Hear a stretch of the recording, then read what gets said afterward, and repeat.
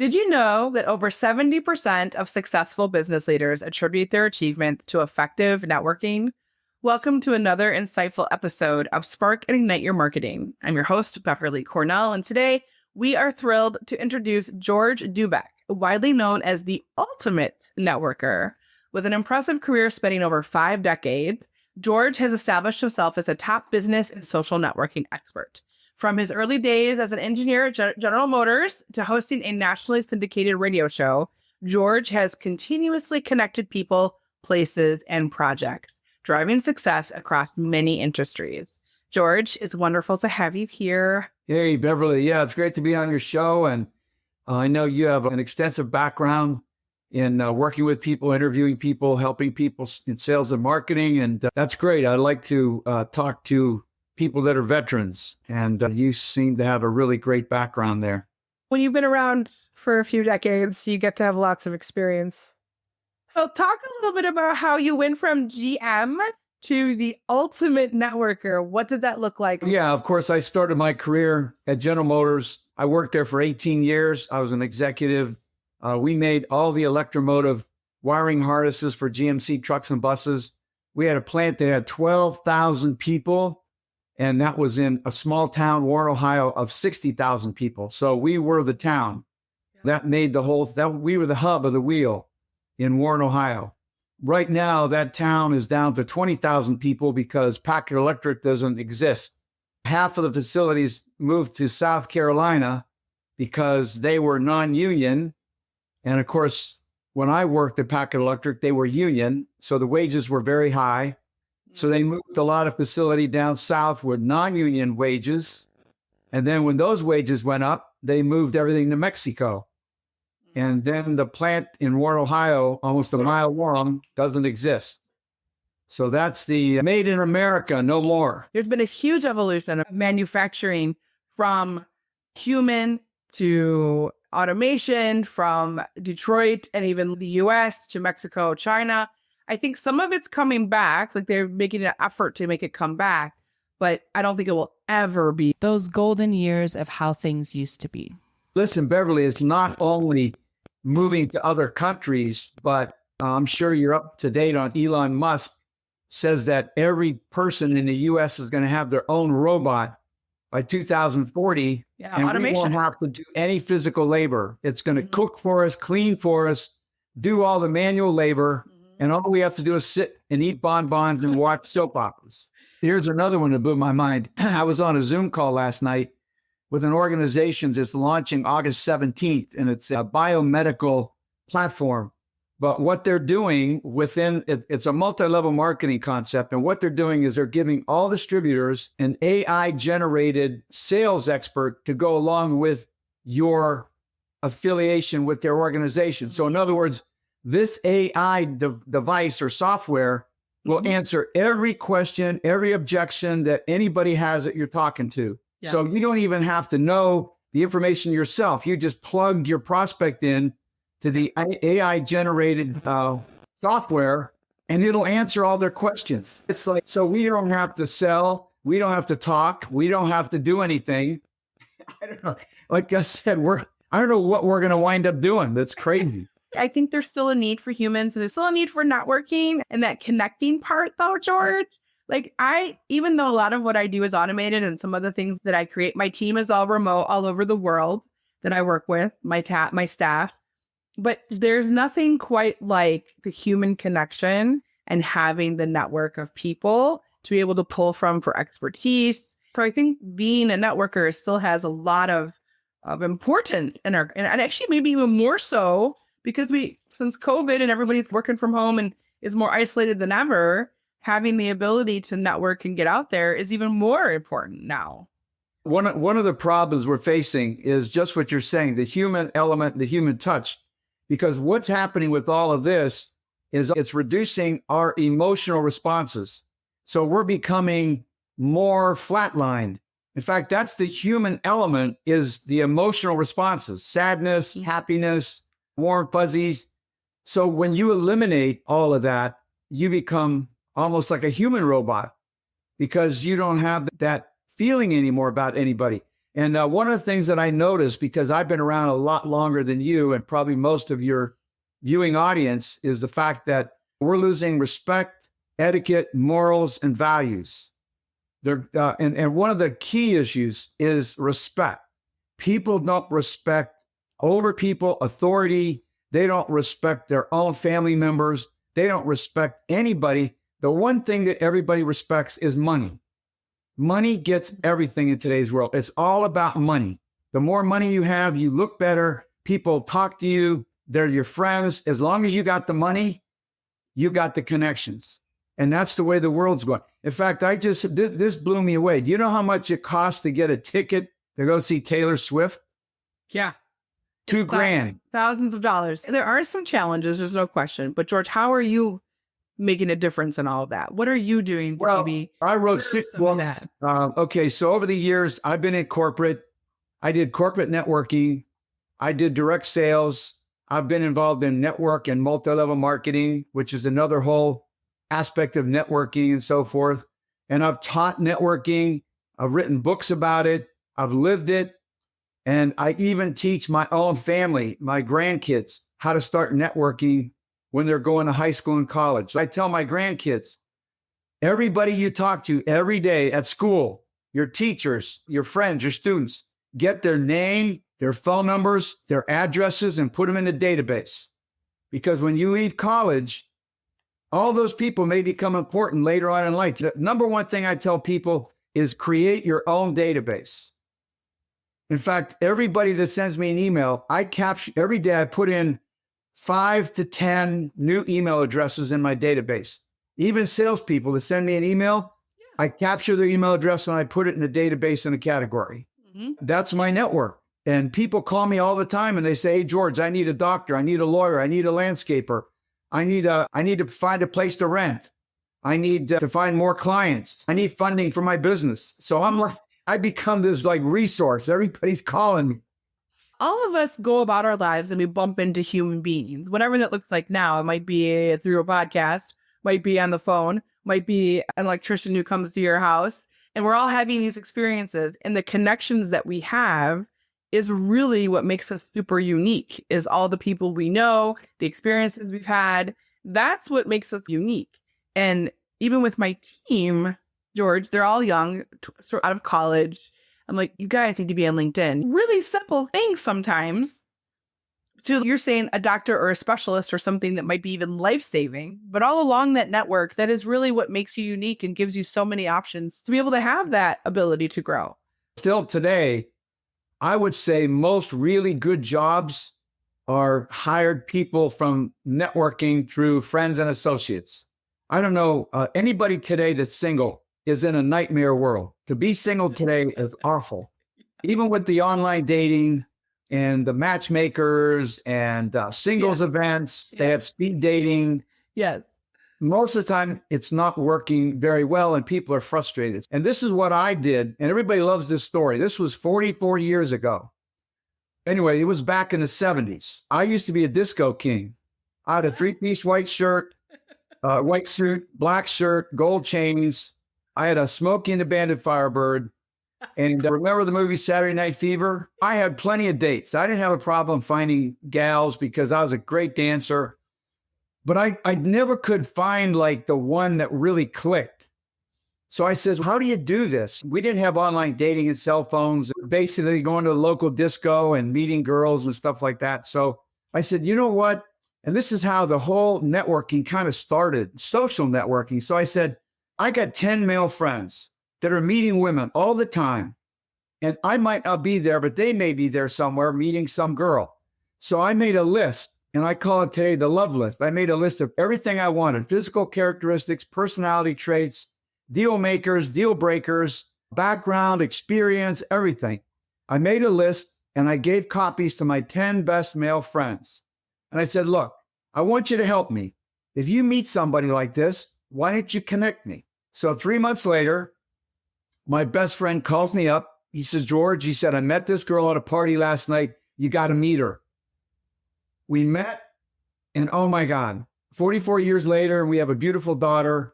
We've been married. And so I call it referral matchmaking, using your own friends, family, and associates to help you find somebody in your circle that is more credible, more reliable, and a better connection than meeting some stranger online who's a liar. He might be a predator. You have no idea where these people are coming from. So there you go. If the single people out there watching take advantage of that tip, use referral matchmaking, you got a better shot at getting a mate to relate. How's that? I love it. So Who are your typical clients and what problems do you solve for them? basically, I'm working right now. My big initiative using my network is a brand new TV show. I don't know if you heard about it, called America's Real Deal. Okay, you're familiar with Shark Tank, right? Yeah. Okay, this is Shark Tank on steroids. Okay. They're in their second season, and it's a streaming show. They're on Hulu and Roku and YouTube, but they've had 6 episodes. And what they simply do, Beverly, is they work with mature companies. Now, Shark Tank, the investors, they provide seed money for startups. Sure. And to be honest with you, they're taking a big risk because startups, the danger of them being successful is, I don't know what the chances are, but it's tough. This particular show takes companies that are mature. They have to have a gross income from last year of at least $1 million. Okay. So in other words, they're already ongoing. They're making money. Yep. So the sharks on this show invest in companies that want to expand. They need expansion money. Yeah. They're scalable, and they have a better chance of an ROI by working with these companies. So that's what this show is. They have sharks, but they also have a studio audience of accredited investors, which Shark Tank doesn't have. And they're going to use a crowdfunding platform and allow the viewing audience to invest. Nice. I like that idea. So the companies have a chance of getting investment from 3 different areas. Ways. Yes. For us, the America's Real Deal organization is creating their own private stock exchange, and they're putting all these companies into their private stock exchange so people can buy and sell their stock after the show is over. It's really a unique concept. I'm excited about it. I'm on their advisory board, and I'm out there looking for investors, and I'm looking for companies that want to expand and want to showcase in front of a group of accredited investors. That's my main use of my networking ability at this point in time. These are people who have had a business for a while. They're established over $1 million in revenue. They want to go to the next level, scale in some way, shape, or form. That would be great to be in there. So the problem you solve is essentially getting them in front of the people who could invest and help them get to the next level. Exactly. Plus, they get national exposure to the viewing audience. Yeah. So how did you go from GM, you said obviously the things closed down, to doing this? So different. You have radio background, you have all these different backgrounds. What were some of the major transitions to get you to where you are today?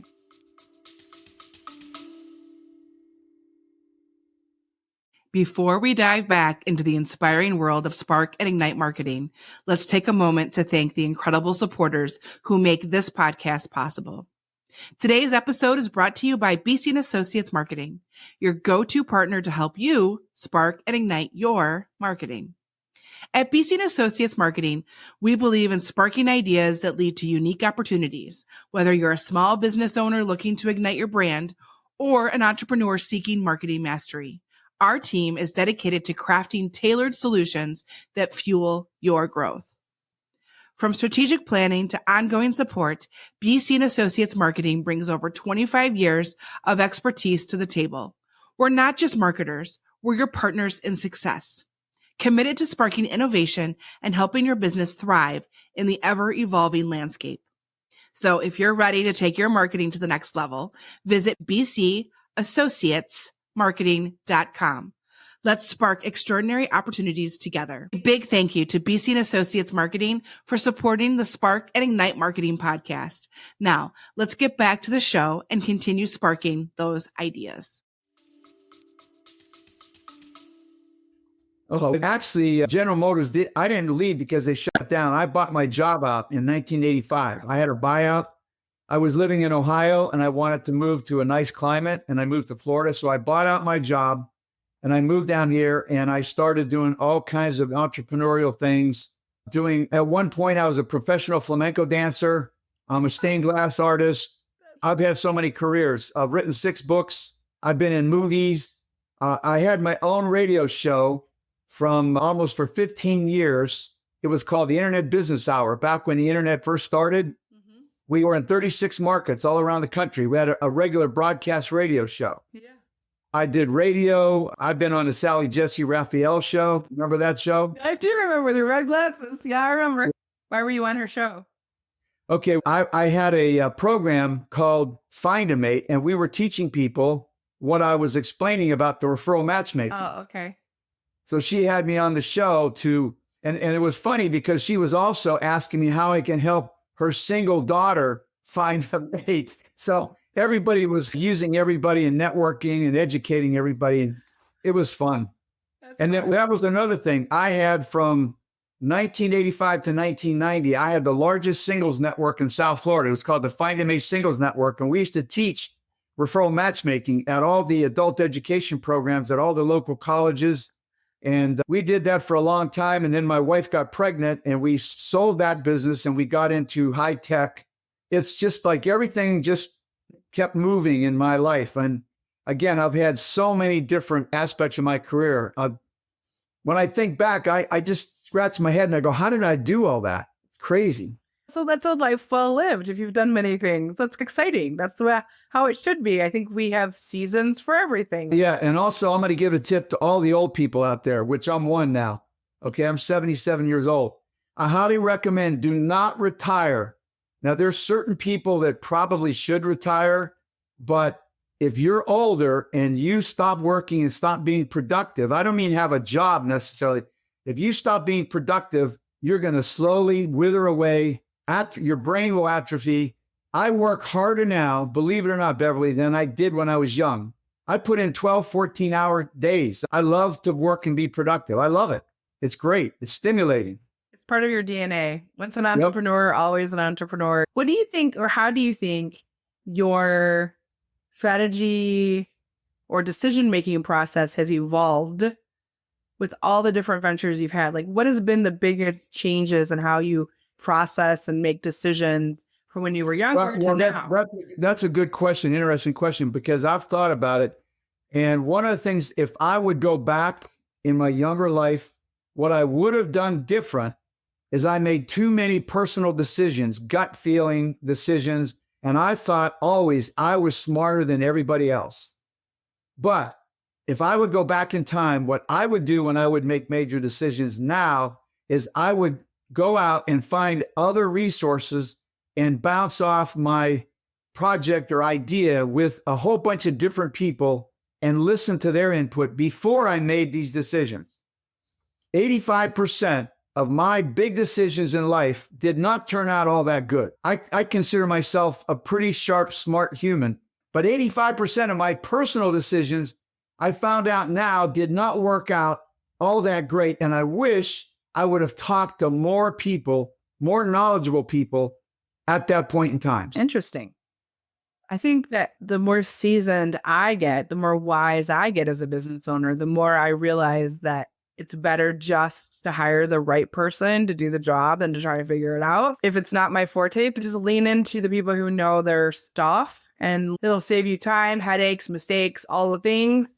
So I think leaning into the people who really know it, live it, breathe it has been extraordinarily transformative for me. No, well, that's a good point because like right now, I'm facing this whole AI thing and I don't want to learn it myself. Oh my goodness, I don't want to take the time to understand it. So I'm going out there, like you said, looking for people that are doing it, that are expert in it and working with them and utilizing that. Yeah.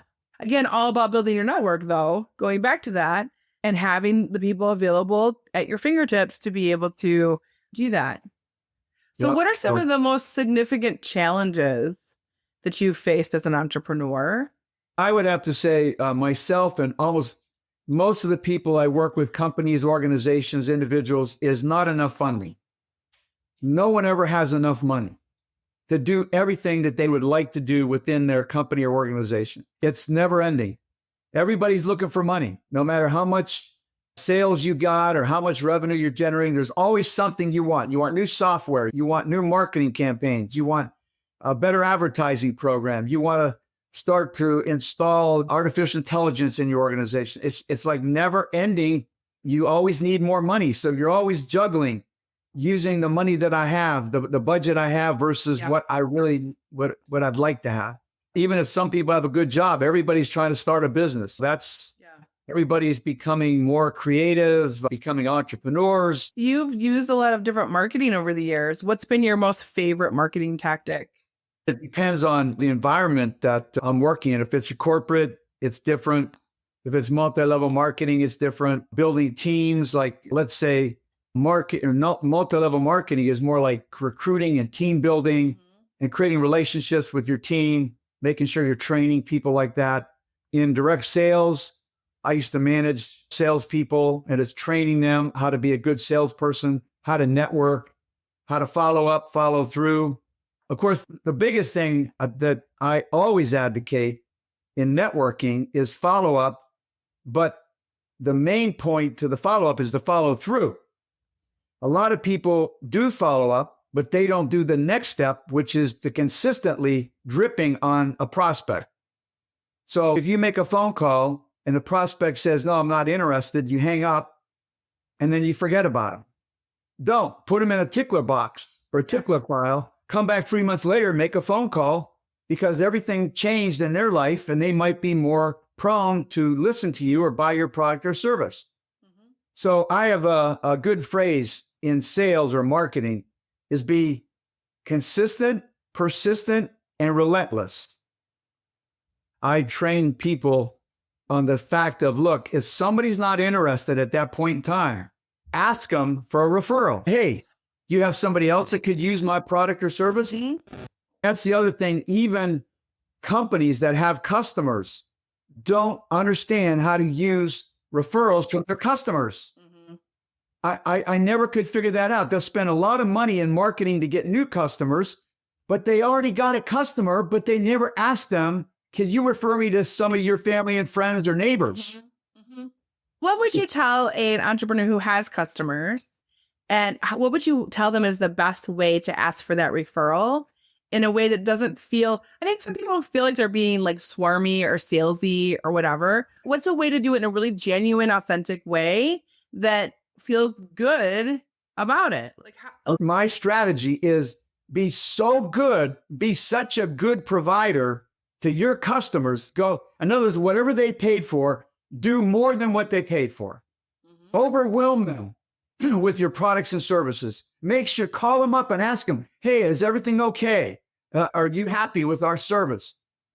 You have to overwhelm them and be such a good provider that you don't have any problem picking up the phone and say, hey, Joe, hey, can you refer me to somebody? Because then you feel great.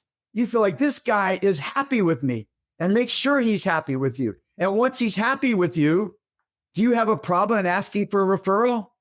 No, because you know that you've done this guy really good. The thing is, George, going above and beyond isn't that much, actually. Like, it's just a little bit, really, because most people don't do it.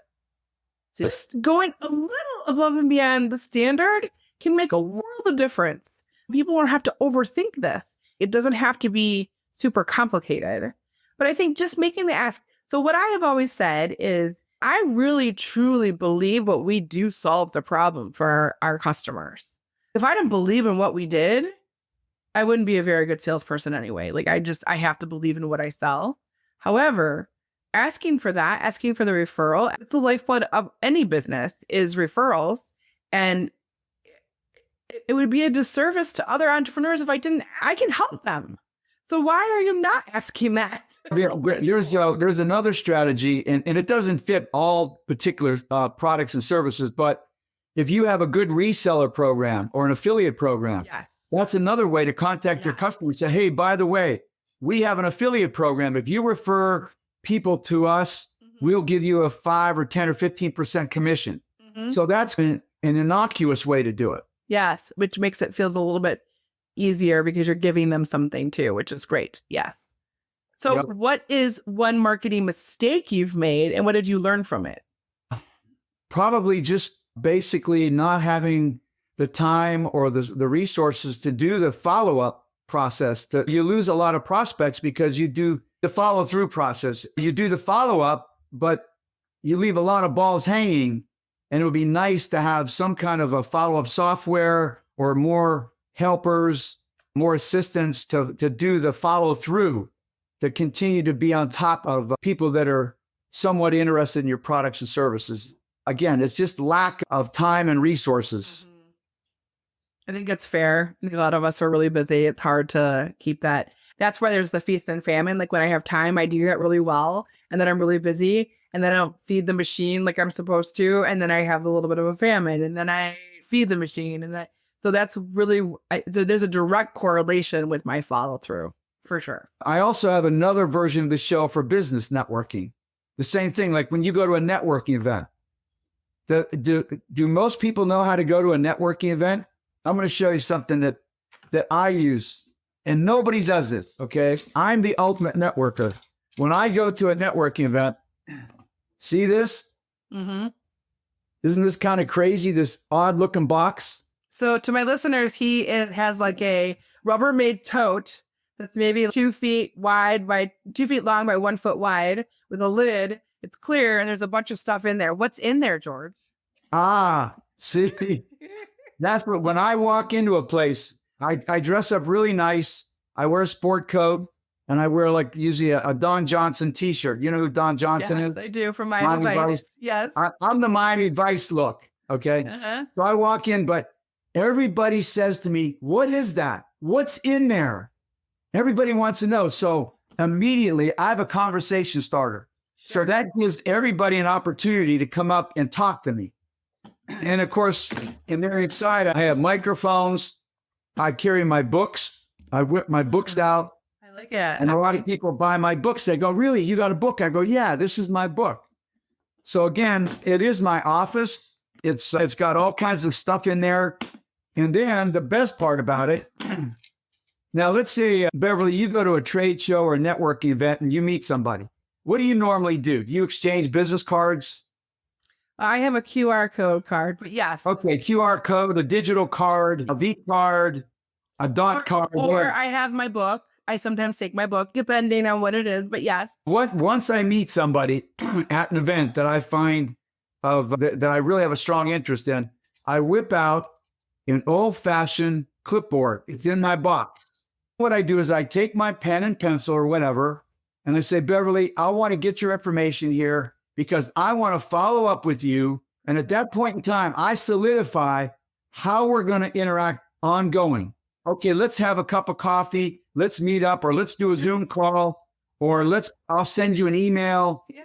So I write your name, I put your phone number, I put your email address, and I make notes. Follow up with Beverly. I'm going to send her an email with my products and information on it. Now, if you just gave me a business card, what would you think? I don't know. Yeah. I might go home, throw it away. I might lose it. I might forget about it. Right.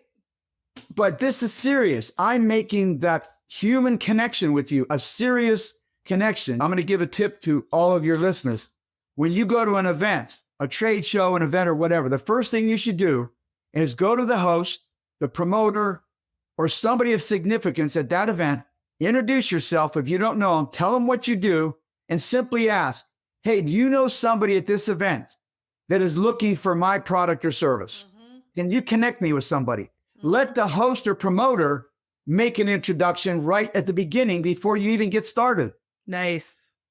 Now, and they may not know anybody, but at least now the promoter knows you, and maybe later on in the night, he'll come over and say, Hey, George, I remember you came up to me and I got somebody right here. How many people do you talk to in an hour with your form? Like, how many people do you typically get to go with? Hopefully, if I can get 2 or 3 people on, these are 2 or 3 significant people, I'm good. Yeah. Because that's right then and there. I got to go home. I got to put them in my database. Mm-hmm. And then I got to make arrangements on my calendar schedule to call them or do whatever I'm going to do. That's the follow-up at home. When you get home, you got to do all this stuff right away as soon as you get home so you don't forget what you did. And then another thing that I do, of course, we all have cell phones, right? So these people that I write down. The next thing I do is I take a selfie with me and them. Oh, I love this. When I get home, I send them the selfie and I put down great meeting you and I put a smiley face. This I love. This I love. Because now you have a visual of you together. You already have a connection because you're like together in this picture. You're like psychologically creating a relationship before there's even a relationship. I love this so much. Yes. Yes. So that's what we were talking about earlier, creating a human connection, a human element relationship. Yes. How many events do you do a week? Like, how often are you doing this? Oh, I space out the events. It depends on what kind of event that I go to. Sometimes I even run my own events. It's just random. I don't have any set patterns. Sometimes I go to, it depends on the category. Like if I'm doing something for America's Real Deal, I go to a lot of startup events where they have a lot of startup companies coming looking for funding, those kind of things. So one of the things that I'll share a couple of secrets that I had when I was in Detroit and I was working there doing some global business is I was really intentional about which organizations I went to. I became members of Automation Alley, which is a tech hub of people. And a lot of them were in the auto industry as well. So they were pretty established companies, really diverse backgrounds. And then I also went to the Detroit Economic Club, one of the premier speaking clubs in the country, which means like they have some of the best speakers ever talking. So we had presidential candidates, we had really, really amazing speakers. And the cost to attend these events was very inexpensive considering. But I actually was really intentional about when I joined the organization, there's committees that you can join when you join an organization. I wanted to be on the committee that was dealing with the speakers, like the VIP committee. So I wanted to go and be on the VIP committee. So I helped them find their way if they needed anything. Like I was there, got to know them. But again, the idea was what kind of people do I want to interact with and who am I serving? And being intentional about where I even spent my time within the organization. Along the lines of what you're saying, I got another tip. See, I never pay to go anywhere. I get in. My mantra is I get in everywhere free. And the way I do it is when somebody is inviting me to an event and there's like a surcharge or a fee or an admission, because I built a database, I tell them, say, listen, I'll tell you what, I'll come to your event, but you let me in as a VIP and I'll promote your event to my database. And I'll invite people and I'll put on there that George Dubec is going to be at your event. And that will attract people because they know I'm going to be there. And a lot of people say, no, we don't want to do that. You still got to pay. Okay, then I'm not coming. But if you want me to help you promote it, I'll cross promote as long as you can let me come in and maybe even bring a guest. And I'll come to your event and I'll highlight the fact that I'm going to be there to my database. When you're the ultimate networker, you have a little bit more power in that sense. Well, it takes time. I can't, everybody can't just do that, but that's why building a database. And also I promote a lot of other people's events. Sometimes I charge people to do it. And if I really like it and I think it's going to help my database, I'll promote it just because I like those events. That's another thing. I cross-promote events with people. Those are other great ways to do it. Nice. So I have a lightning round where I ask a few questions. So one of my questions is, how have you created and maintained lasting relationships and connections? And I think that is your formula for that, is to be persistent, relentless, and consistent. To create long-term relationships, okay, you got to provide good products and services if they're your customer or whatever. And then you have to do other things to make them the more human touch. Like sometimes you might want to call up a customer or somebody that you met and just chat. Just call them up. Don't talk business. Yeah. Just say, hey, how you doing? I remember that your daughter is going to get married. How'd that go? Yeah. I heard you're going to be on vacation. Talk about other stuff than just business. Mm-hmm. And that's a way to make the person feel like, oh, hey, that guy's really interested in me. Yeah. And also when you put people in your database, especially the people that you want to definitely have a good relationship with, make sure you put notes in there, like their wife's name, how many kids they have, where they live. Their dog, yeah. Their cat. Yeah. Yeah. Well, one of the biggest things we know is that people, because we're all spread out all over the country, but if people are connected to your old hometown somehow, or they live in a state where you're from. I don't know why. That just makes people It does. Immediately connect to you, right? Oh, you're from Michigan? Oh, yeah. Even when we first started chatting, you were like, oh, I've been to Michigan all the time. There is a connection like right away if you have that. So I think that's a great thing to think about. So you've been around a while, you say, dive back into all that wisdom you have in business and all the years and tell me about a book, a podcast, or an entrepreneur that has left their indelible mark on you and your journey. And this is funny, but I didn't even mention this, but for about 7 years, I was the #1 director of the Nightingale Conant Speakers Bureau. You know what Nightingale Conant is? Back in the day, do you remember those big vinyl cassette covers they would have 6 cassette tapes in it and a workbook? And all the motivational speakers would sell like Tony Robbins. Were packing their audio packages. Yeah. Anthony Robbins, Zig Ziglar, Dennis Commuta, Dennis Waitley, Brian Tracy. Okay, well, back in the mid-2000s, I worked with all those guys. I used to schedule those speakers, and I met all those guys. That used to be in my network. So I was director of the Nightingale Conant Speakers Bureau. They were the #1 distributor of audio cassette tapes in the world, motivational tapes. Okay. My point being is that with all this background experience, probably the one that out of all these books and a lot of motivation, I feel is a false promise to people. I think people get too enamored with the possibilities and they don't work hard. They think that this stuff is going to happen by magic. Remember the movie The Secret? Oh, all you got to do is think about it and put it out there. And all this is going to, no, you got to work your butt off and you got to make connections and you got to have people help you. A lot of people. There's no secret to it. It's hard work. It's connections. It's networking. But one of my favorite books is called The Aladdin Factor. And it's a book that teaches you and helps you to ask for things. The #1 thing that people are afraid to do is ask for anything. And I teach my kids that, my grandkids. I say, whatever you do, just ask for whatever you want. Ask other people. And when I go to a store, I buy some product. You know what I do every time is I ask the clerk, hey, can you throw something in here for free? Do you have anything else around here that you could, because I just bought this. You have anything you can give me? And it's amazing what they'll throw in. You just have to ask for it. The answer is always no if you never ask. Exactly. And asking, if they say no, you've lost nothing because you didn't have anything to start with. So I'm an only child and my parents didn't raise me to be spoiled, but I certainly was empowered to ask for what I wanted. And because there was no one around me to fight for resources or things, for the most part, I got what I wanted, George. Right. So I married a man who is one of 7.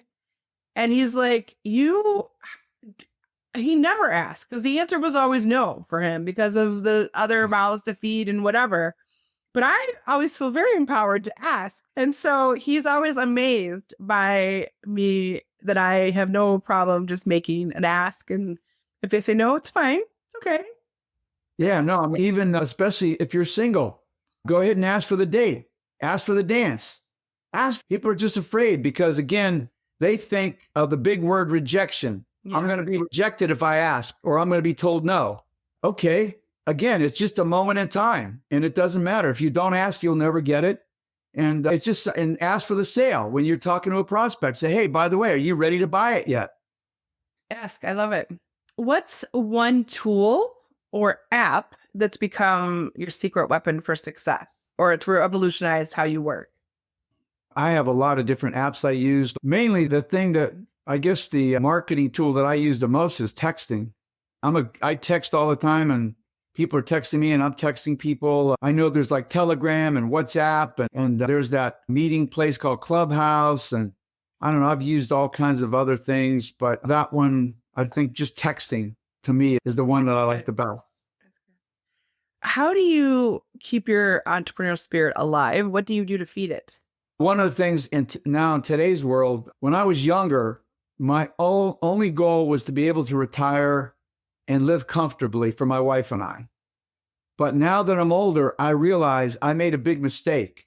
I really want more money in my life to help people in my family, because so many people in my family are struggling because there's just not a lot of good jobs. The price of homes is ridiculous. It's really hard. And the lifestyle today is not like in the old days when we had nothing, but we were okay. So how do you maintain a sense of purpose and clarity in this kind of crazy world? Well, that's the thing is that I have the ability to make a lot of money, and that's what I want to do. I want to really help them, but also I want to help other people, give them my wisdom and advice. I always ask this question. It's a little bit fun, George, but if your business was an animal, what animal would it be and why? What creature would it be and why? Oh, I don't know. I guess it would just be a lion, king of the jungle, the ultimate networker. I believe that I have information and things that I can teach people that are above and beyond what most people know or experience, just because of my background experience, my research, my study. So yeah, I'm king of the jungle. That's the end of the lightning round. Super interesting answers and definitely insightful information. So the last kind of section is really about if somebody's listening today, they're an entrepreneur, whether they're seasoned or they're just starting out. What is one piece of actionable advice that you could give as soon as this podcast is over, they could go do right now to build their network?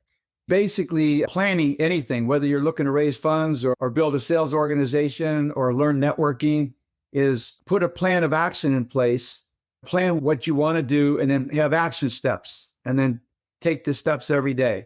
Be methodical about it. Don't just shoot from the hip or think it's going to happen because of The Secret or whatever. And the other thing is, whatever skill that you want in life is not just educate yourself or read books or go to webinars and seminars, but figure out what it is, what skill you want. And then you got to go into training. You got to train yourself to how to implement that skill.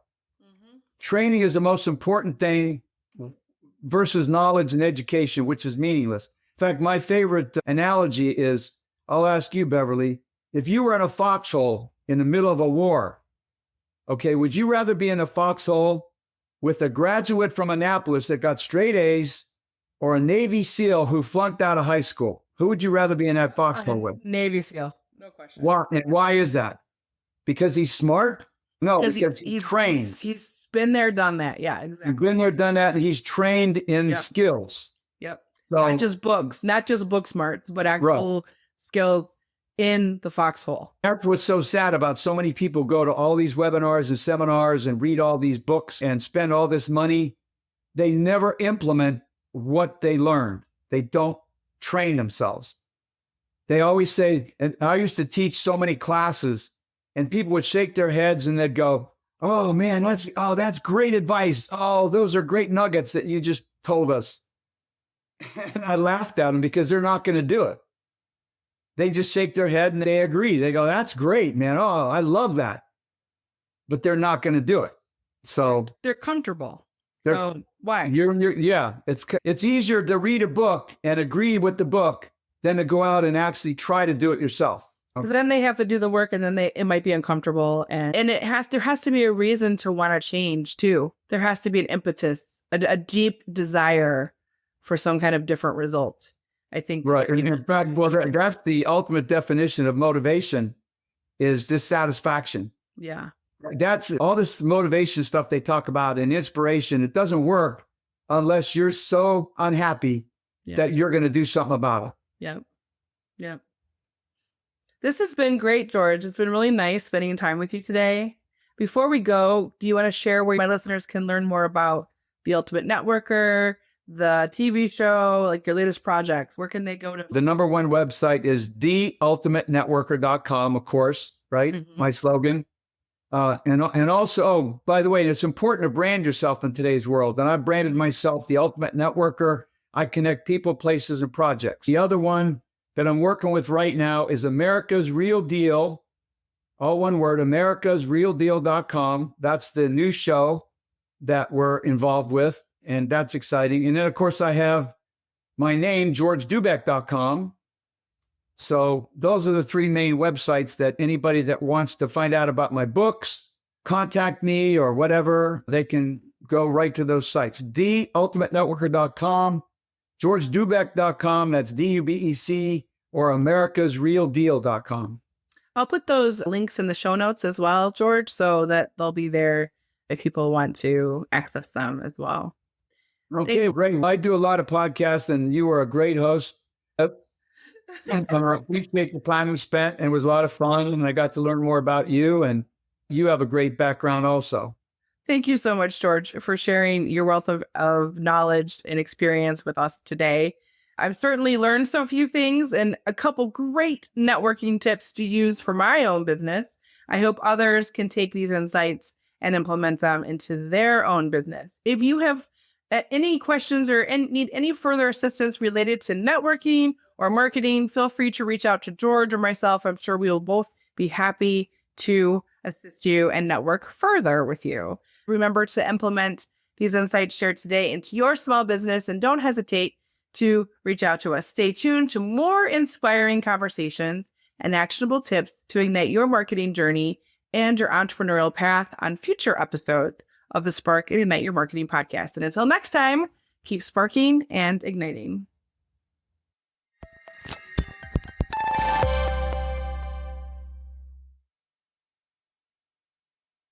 Wrapping up another episode of Spark and Ignite Marketing.